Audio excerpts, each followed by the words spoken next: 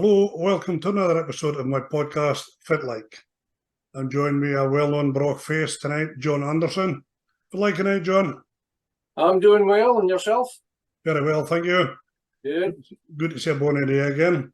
It is, aye. So, you're a Brock loon, John? You go through the Brock school system in the Brock, aye? Aye, infant school, central school, academy, and then when I was doing my apprenticeship at college, Buckingham College. Okay. So, when you left your school, what was your first paid job? My first paid job was Maitland's as a Mrs. Boy. Okay.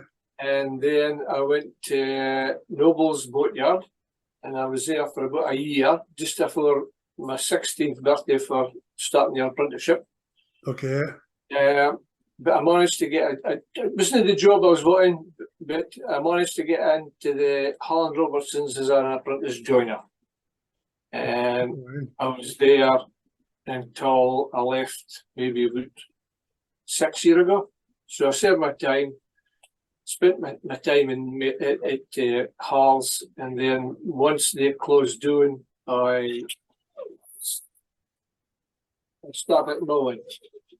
So if my main serves my Harland Robertsons was up in College Bound.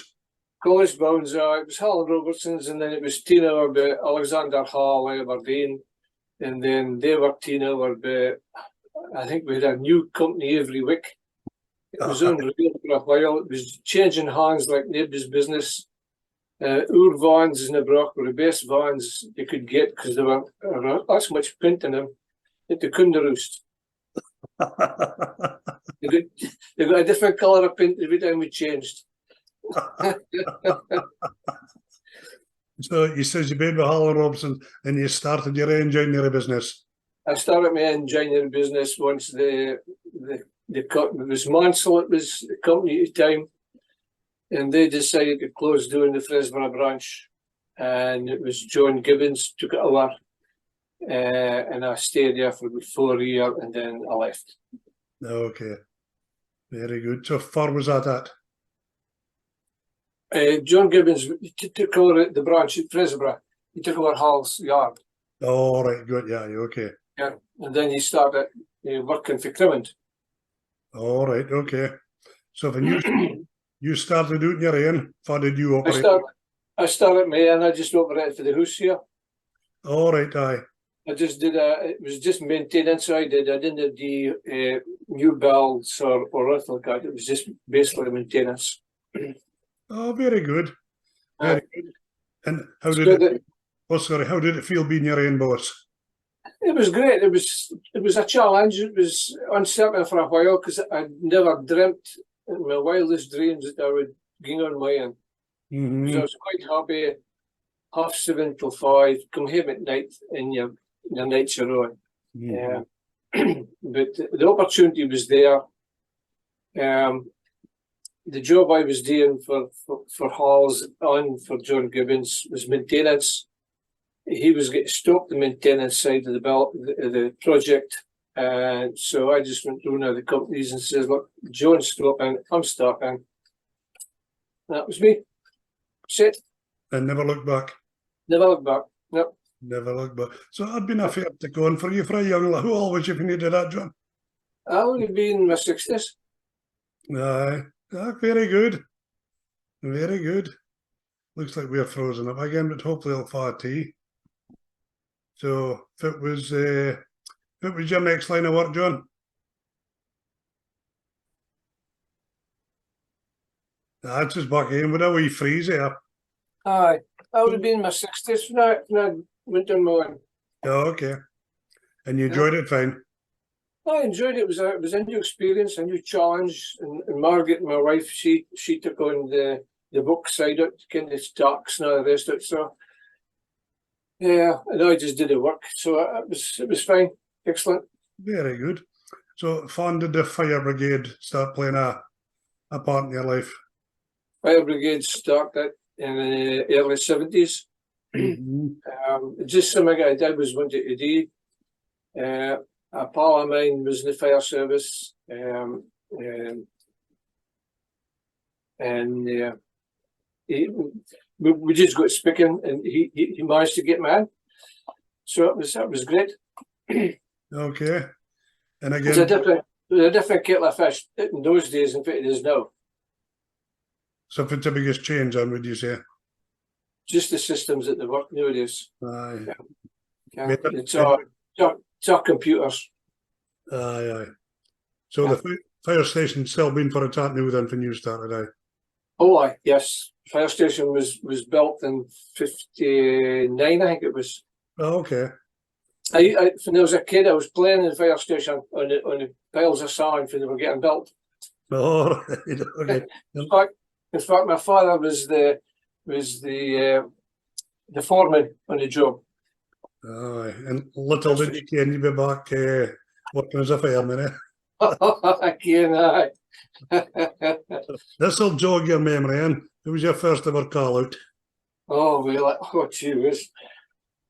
I couldn't actually, I can't really mind. I missed the first three. Whenever I got on the run, I missed the first three because the first day was I was working in Mid Street at we used to be the rent office. Mm-hmm. Halls built that building there, and I had my father's push bike, and the siren went off, and I'm pedaling up the road like a buck out of hell, and I'm thinking, oh, I'm going to be quite quick here again. Come doing Academy Road, come through the streets and that, come doing Academy Road, and there's a fire engine passing up Hamilton Road. The other two I missed was I was on day release at Buck and Take and never heard the siren. Oh, right, okay. Yeah. What sort of area did you hate to cover? We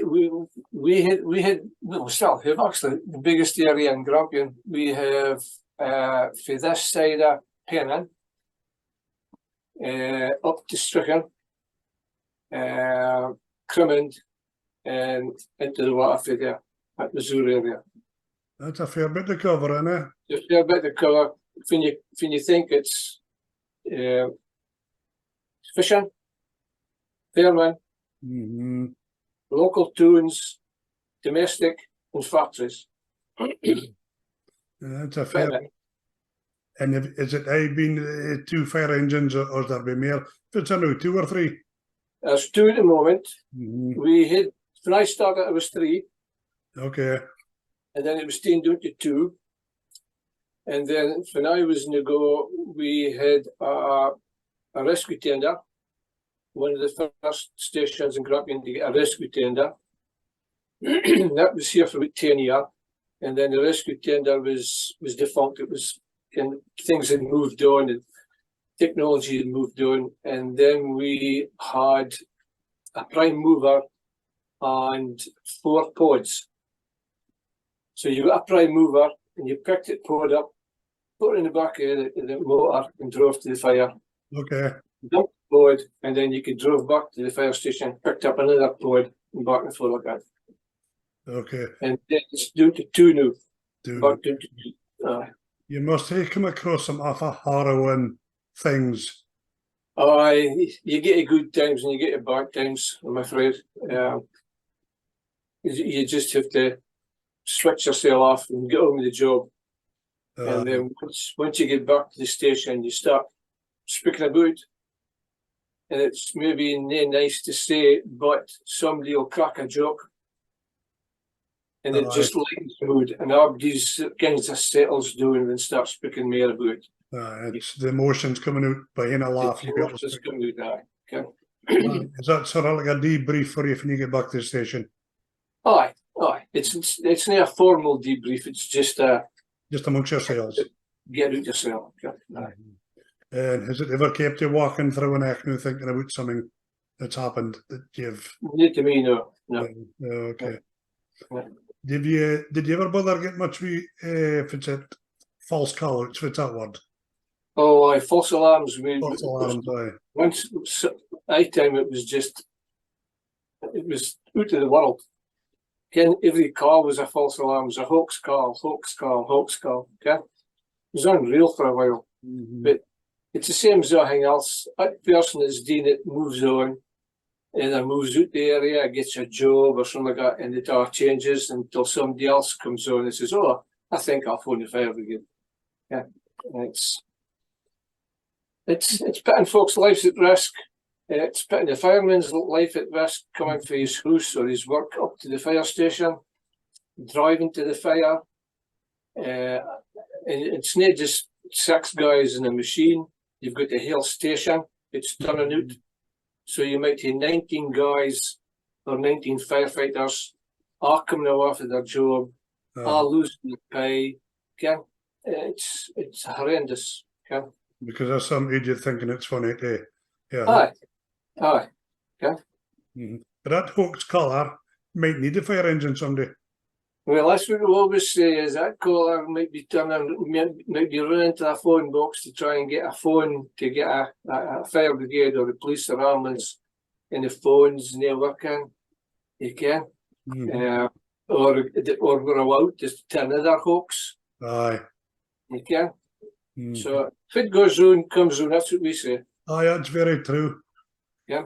So here's a thing I've always wondered. See, if you get a shout to get a fire, you get to the fire station as quick as you can.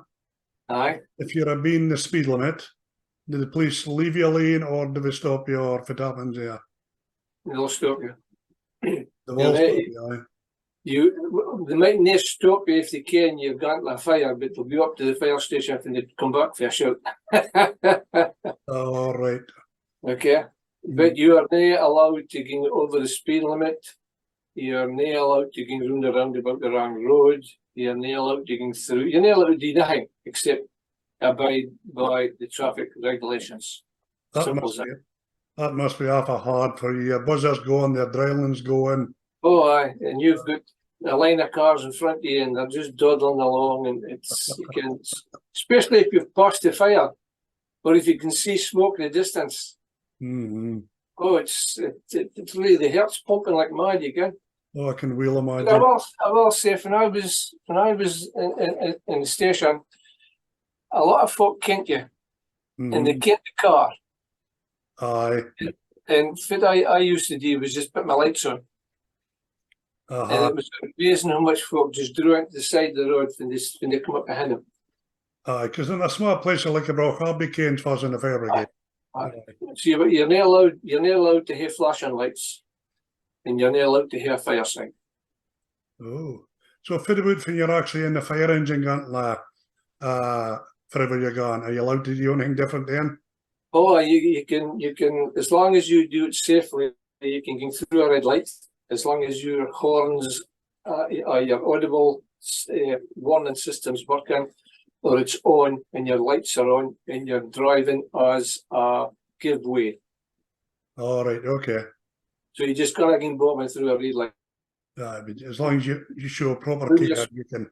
Doing your speed and you treat it as a giveaway. And did speed limit, yes, you can break speed limit. Okay. I think, if I mind right, you're allowed to do either 10 or 20 miles above it. Okay. I'm not just sure if it is. Do we have designated drivers or just whoever turns up can drive it? Are you trained to drive it? First driver and drives the machine. You've got 6 in a crew.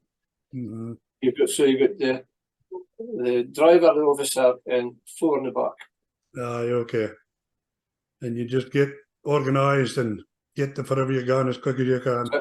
Once you get the address, you go there and I think the new appliances nowadays, your BA sets now are in the lockers at the side. For boys, and all pumps that we had, they were in your seat. It was part of your seat. All right, okay. So you can put your straps on. You could have your mask over your head and hang tied on. And if you get the fire, you pull the lever and you could move with your BA set already strapped on. All right, okay. So I'm presuming the biggest thing you have to go for, or the most often, would be fires, is it? Aye, yes. And car crashes, I suppose, a lot of that now, is there? There's a lot of that. There's not just, well, your biggest call is your fires. So if you go to It depends on the time of year. Oh, does it? Coming this time of year, you've got when you've got harvesting and things like that. You've got your combine harvesters getting fire, your tractors not getting fire because they're all working. And so it all depends on the year. You can Oh, right, okay, that's interesting. I never have thought of that. No. Christmas time and Guy Fawkes that is your fireworks. Aye. And your rockets coming down somebody's roof and things like that. And the Christmas trees going in fire, your Christmas dinner. Yeah. I suppose. Aye. So, what's the biggest fire you've gone up to with? How much appliances has come from other places to help you? Has there been a huge? We had a Shouting Alexandra Hotel, Oh, aye. and I had 10 pumps attending that fire. Aye. And that So thing it's a fair number of pumps, fair number of men. And And the reason being is that I had been in the hotel on the Friday night, boarding up a window which was open. So obviously somebody had been in and opened it. all right.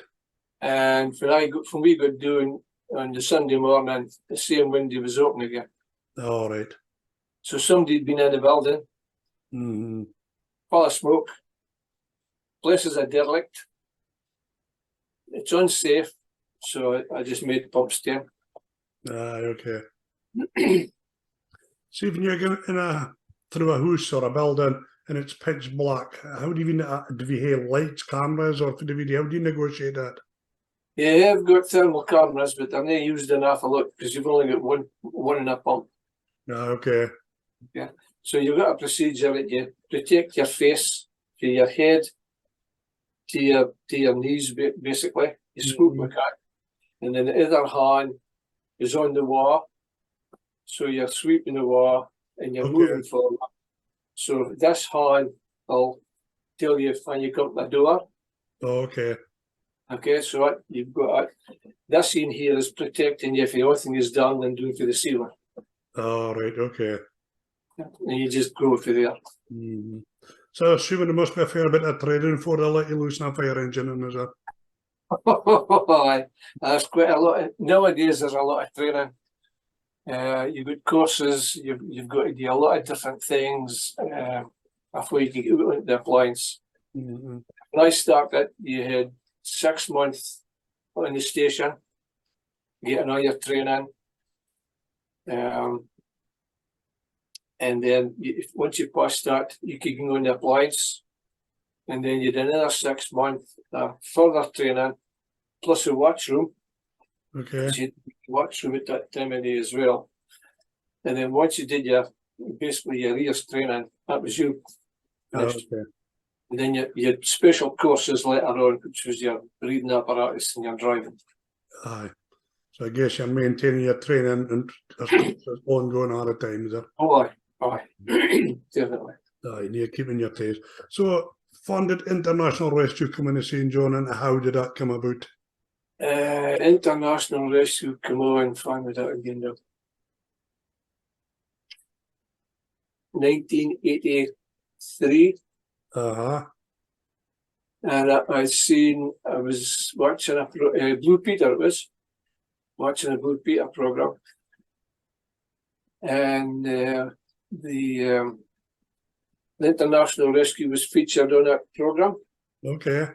Because they had been donated a Land Rover and a trailer for travelling about. And I thought that sounds quite interesting. So I applied and got in. So it was another set of training to do before I got to that. So once you was accepted, you did your training. What did it involve? What was your first sort of involvement? Well, your training in those days was rope work, building collapse, confined space rescue, just normal rescue, first aid, mud rescue, water rescue. So it was basically a rescue work, and it took you at least 3 years before you get through the system. Okay. So you were a someone just for was it you was a what all? My first shout was '95 at Japan. Okay, if it was involved there for you. That was an earthquake. Okay. That must have been some sight when you arrived to see that, was it? Oh, I mean, you could train in this country, and you'd be training in derelict buildings and buildings that are being demolished and things like that. But when you arrive in a place like Japan, and it was Osaka we arrived in, and just street after street after street was just flat. It's like going down Union Street in Aberdeen, and there's a building down, there's a building line this way, there's a building line against a building. The streets are just covered in rubble. You can. It just seems so hard. Seems so hard to get a picture of that in your head, didn't it? It's an eye opener. And you didn't think you could see so much destruction in one place. So if it was your task there, was you searching for bodies, recovering? What would you actually have to do there? We were searching for, well, it was a week after the actual earthquake before we managed to get through the route there. So basically, you're looking for bodies. And if you didn't get folk within the first 24 hours, you're starting to get downhill. Yeah. Okay. And did he? So they have lasted. His folk been rescued a lot longer, but they've been very lucky. They've been in a place where we can maybe get some water. Oh, right, aye. So did you hear the unenviable task of rescuing any bodies in Japan? We did. One gentleman was in the top of a 3-story building, and the roof had completely come off the building, and we had to search the top half and found him in his bed. You just kind of picture what it must feel like when you're doing it. Again, you just get on with the job. I'm sure you do. So that was Japan. Where was your next place you was at after that? Well, I've been in Japan. I've been in Mozambique. I've been in Turkey. I've been in India. I've been in Afghanistan, Pakistan, Algeria, back to Tokyo again, Japan.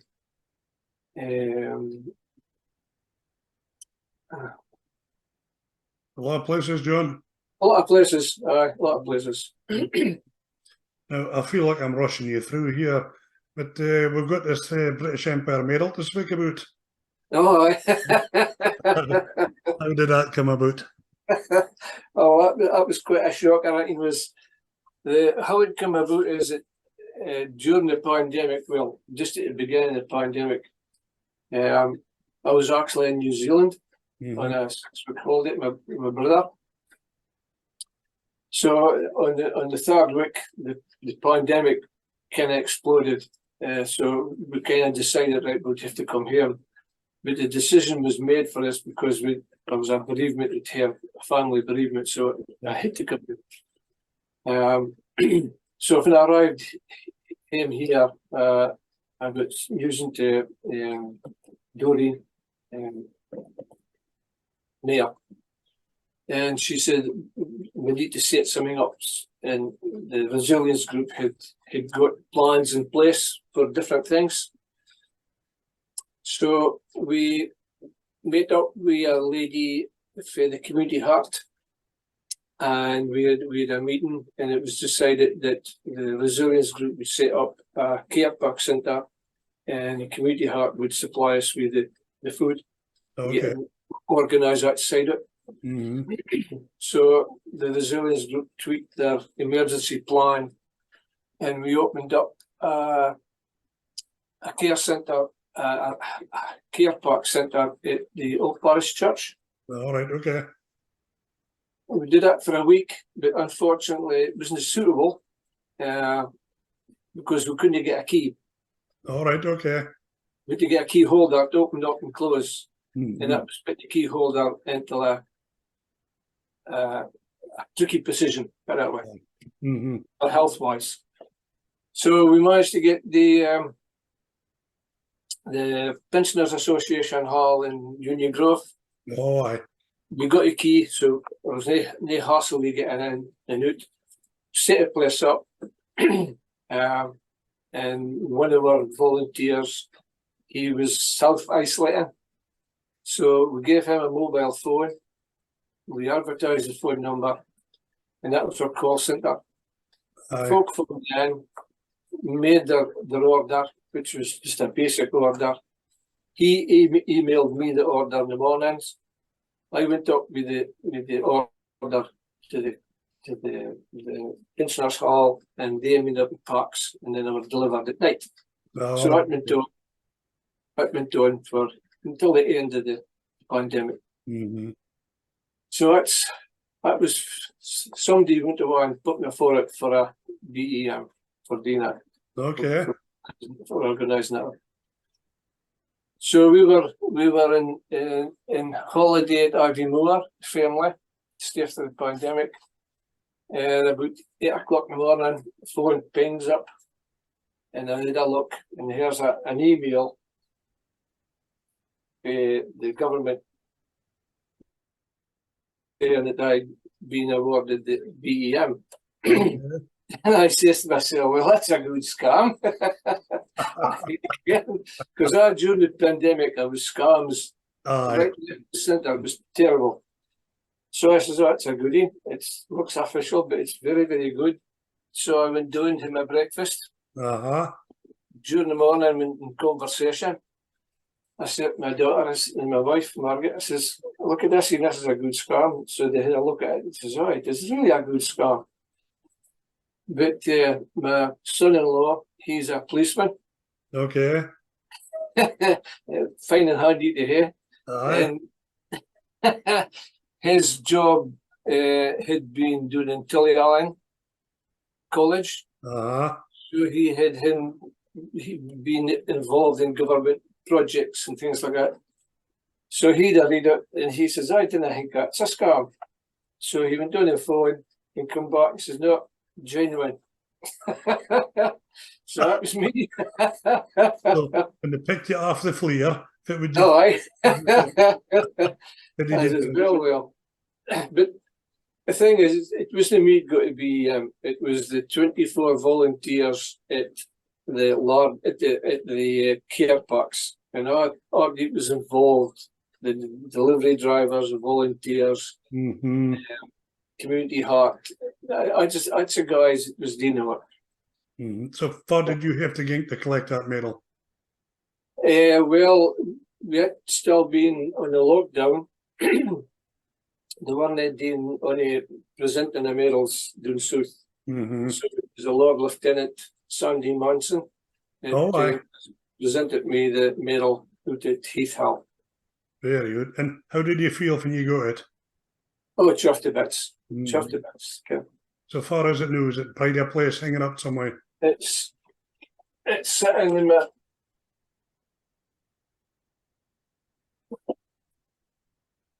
Ah, very good. Congratulations. Ah, that's it, yeah. That's it, yeah. congratulations, John. Well done. Aye, it was good. It was excellent. But I'm thinking, Anthony, the first award you've been, is it? No, I I've got 19s for the fire brigade. Aye, good. So you've got the long service, you've got the Queen's Fire Service Medal, you've got a Jubilee, and you've got the Queen's Jubilee and the Queen's Silver Angus. Fantastic. Now, Right. you thought that was a scam, the British Empire Medal, Aye. and I think you thought you were being scammed again when you got an invite to King's Coronation, did you? Same thing again. Yeah. Yeah. It was an email that come through. Okay. Because it's one of the things. It's one of the places I would have never thought of getting an invite to. Mm-hmm. You know what I mean? That's for big shots and lords and ladies and all that kind of guys. Near retired China for the bro.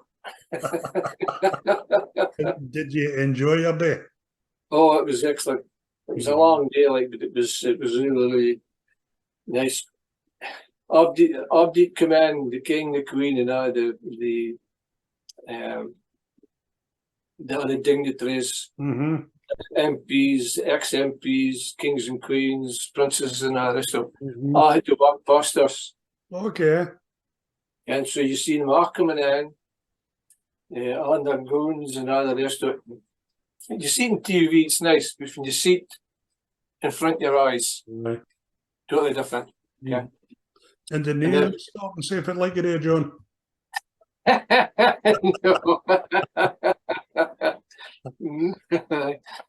So when the music starts with the organ inside the Westminster, oh, yeah, places. I can imagine the acoustics of my I mean, just the place itself, it's huge, I can well imagine. huge. Mm-hmm. How they managed to heat that place, I just don't know. And did you get only chance to speak to the king, or was you close enough to him to No. no. I was never allowed to Gingdira. Okay. There was no cameras allowed before and during the service. If somebody see, if kind of was folk walking about, and if they seen a camera coming out, well, yeah, it was Right. told. You was wined and dined, and did you bide down in London for a couple of days? We went down on the Thursday Mm-hmm. and back up on the Saturday. Okay. And after you get over the fact that it wasn't a scam or nobody was winding you up, you thoroughly enjoyed the occasion. Oh, excellent. Oh, definitely. Once in a lifetime. You couldn't refuse it. Couldn't refuse A boy for the infant school, he knew he was at Buckingham Palace, eh? it. or was it Central School you would have called it, is it? It would be the infant school. I went off first across the road here, and then across to the central school and up to the car. It's the same system my wife went through, the same schools. Aye. Did you like party trick then, John? Oh, and I can yet. Had I been dealt. Well, I feel you've done so much, John, but I feel we've just absolutely skimmed through the hardly broken ice in this short time that we've got to chat. But it's half a fine hen you on hen news. Excellent, no problem. It's nice to be here. You're the closest I've ever been to royalty. Oh dear. So that's it. So have you any plans for the future or anything you want to do that's not been done yet? No, really, maybe go back to Australia and finish my back to New Zealand and finish my holiday. Well, you're a retired fella now, so you'll probably have time to do that now, have you? Oh, aye. Well, partly retired, still working at the ladder. Still doing that. Yeah. So did you still keep in touch with the fire station? Oh, I was still up doing the tickling up again. And this is how I did it in my day. That's just right. You guys are the firemen. Well, I'll see you again in September. Merci, aye. And until then, it's been absolutely brilliant speaking to you, John. Thank you. The nearest I've ever been to royalty, so. Nice being on Fit Like. Aye, well, it's just a local thing, and there's a mere worthy lad in yourself being on my local podcast, Fit Like. Aye, definitely. So, thanks again, John. All the best, pal. And I'll take care, John. Gotcha. Hello, thank you for watching my podcast. I hope you enjoyed it. Stay tuned, there'll be plenty more good episodes to come. If you would like to join me on the podcast or nominate somebody who would like to see on the podcast, get in touch. You can get me on social media, you can get me on YouTube, you can phone me. My phone number's across the screen. It is 07904 756 332. I would also like if you could subscribe to my channel. That'll help the channel grow. And smash the bell. If you hit the bell, that'll give you notifications every time an episode's uploaded. So as I say, if you want to join me on the podcast, feel free to get in touch. I look forward to speaking to you, and hopefully you'll keep watching the podcast. There will be loads more good guests to come. Thank you very much. Fed like.